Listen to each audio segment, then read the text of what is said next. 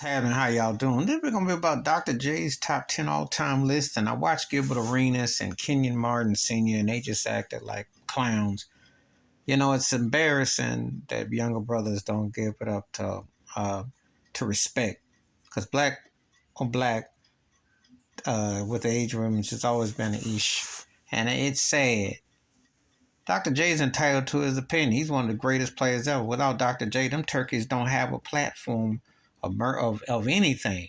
I don't think people understand the groundwork Dr. J did, not for the ABA, the NBA, but also his corporate and everything that he did. And I know his top 10, he said in the order Jerry West, Oscar Robertson, Elgin Baylor, Tiny Archibald, Magic Johnson, Kareem Abdul-Jabbar, Wilt Chamberlain, Bill Russell,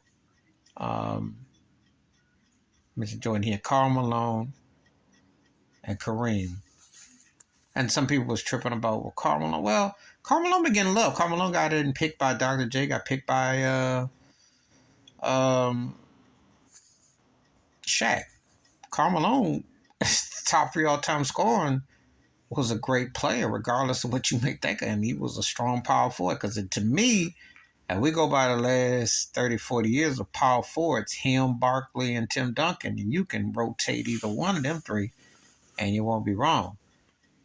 Bill Russell, I hate it when people act like he's being black. This is embarrassing when black folk try to downplay him and say, because the man won. Defense is the hardest thing to do. Any turkey can score points.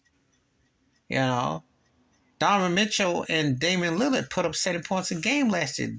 How well did their teams do? How did it turn out?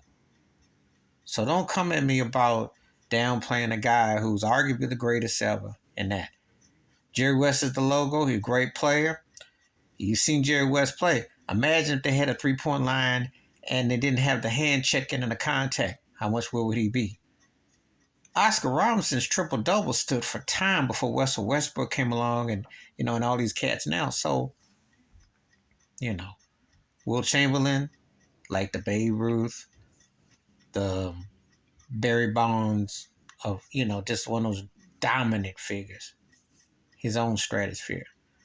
Michael Jordan, and Magic, So, I mean, that's, Elgin Baylor is the unsung, because a lot of people don't know how great that guy was. His footwork, his moves, And Dr. J talking about the people he grew up and what he watched.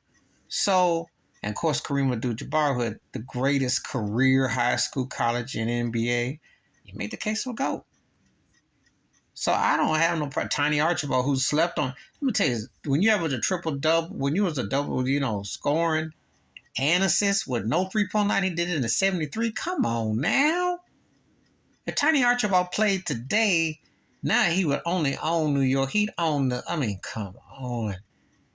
Come on. Could you imagine what he'd be like today? When I think about De'Aaron Fox, that's what Tiny Archibald was doing 50 years ago. Don't get me started. But see, when cats don't know nothing, they let chumps like Gilbert Arenas and Kenyon Martin talk all that smack, don't respect the past. Dr. J's been watching basketball. He watches a lot more than you think. He knows about footwork. He can pick who he want. Who cares? Everybody's era ain't got to reflect. Everybody think if you don't mention LeBron James, something wrong with you. If you don't say this or that, just like in music, if you don't, there was life before such situation. You're entitled to that era.